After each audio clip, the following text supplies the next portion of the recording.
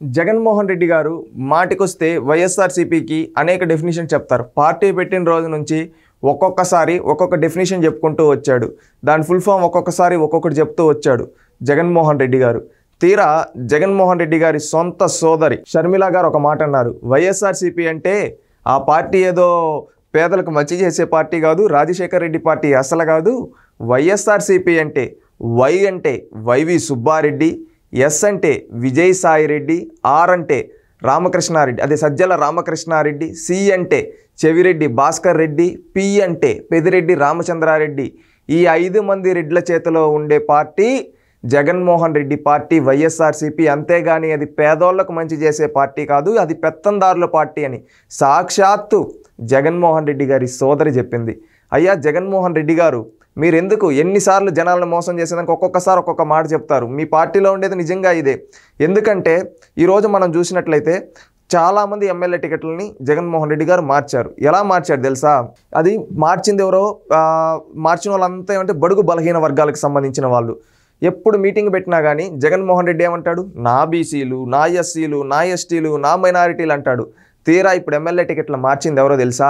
ఆ బీసీలని, ఆ ఎస్సీలని, ఆ ఎస్టీలనే మార్చాడు. అదేవిధంగా తన పెత్తందారులైన ఒక్కరిని మార్చలేదే. ఎందుకంటే నేను కొన్ని ఎగ్జాంపుల్స్ చెప్తాను. చెవిరెడ్డి భాస్కర్ రెడ్డి గారిని ఆయన్ని ప్రమోట్ చేశారు, అంటే వాళ్ళ కొడుక్కి ఆయన చెప్పినట్టు ఇచ్చారు.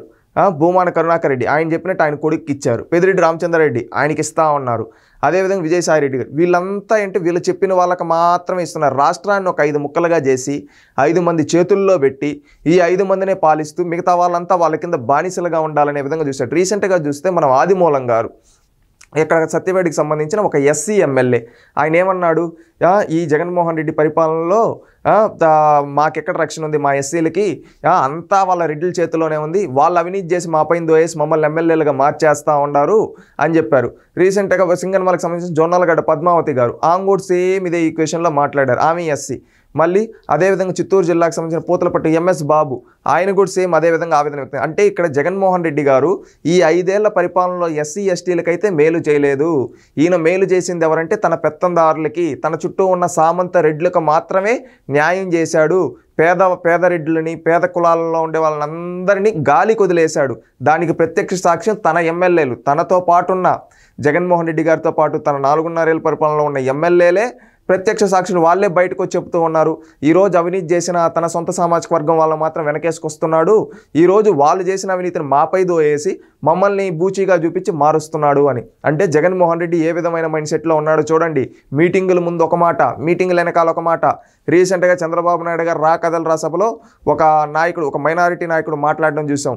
నా బిడ్డ వైఎస్ఆర్సీపీ పార్టీ కోసం కృషి చేస్తే ఎదిగిపోతున్నాడని చంపేశారు ఈ వైఎస్ఆర్సీపీ నాయకులు. వెళ్ళడిగితే కనీసం న్యాయం చేయలేదు నా బిడ్డకి. ఇతను మాత్రం ఈ విధంగా మీటింగులు ఈ విధంగా మాట్లాడతా అంటే జగన్మోహన్ రెడ్డి మనస్తత్వం చూడండి. ఒక కోడికత్తి శ్రీనివాస్ అతను ఏమైందండి? జగన్మోహన్ రెడ్డిని ముఖ్యమంత్రి చేయడం కోసం ఆ రోజు చెప్పాడు. ఆ రోజు చెప్తే ఆ రోజు చంద్రబాబు నాయుడు చంపించేస్తాను ఈ విధంగా అని చెప్పాడు. ఈరోజు ఆ దళితుడిని వాడుకొని ఆ దళితుడిని 5 ఏళ్లగా జైల్లో పెట్టాడు. కనీసం కోర్టుకెళ్ళి సాక్ష్యం చెప్పకుండా ఈ జగన్మోహన్ రెడ్డి. ఇంకొకటి ఏంటంటే వీళ్ళ ఎమ్మెల్సీ అనంతబాబు వాళ్ళ డ్రైవర్ని సుబ్రహ్మణ్యం చంపేస్తే ఈ రోజుటి వరకు అతనికి న్యాయం చేయలేదు ఈ జగన్మోహన్ రెడ్డి. ఈ విధంగా ఎంతోమంది దళితులు ప్రాణాలు తీసిన వ్యక్తి ఈ దళిత ద్రోహి జగన్మోహన్ రెడ్డి అని దళితులంతా ముక్త కంఠంతో అంటూ ఉన్నారు. ఇంకొకటి నీ మాటలు నమ్మవంటున్నారు. ఎందుకంటే మీటింగుల ముందు మాత్రం చేతులు తిప్పుతూ రాగాలు తీస్తూ మైకుల ముందు డబ్బా కొట్టుకుంటాడు. నా బీసీలు, నా ఎస్సీలు. మైక్ తర్వాత ఏమంటే తన పెత్తందారుల చేతిలో పరిపాలన పెట్టి, పెత్తందారుల చేతిలో ఆర్థిక వనరులు పెట్టి మిగతా వాళ్ళంతా వాళ్ళకు బానిసలుగా ఉండాలనే పాలెగాళ్ళ రాజ్యానికి పునాదులు వేశాడు ఈ జగన్మోహన్ రెడ్డి అని రాష్ట్రంలో ప్రజలందరూ అంటూ ఉన్నారు. అందుకే ముక్త కంఠంతో అంటున్నారు, ఇంకా నీ మాటలు నమ్మం జగన్, బాయ్ బాయ్ జగన్ అని.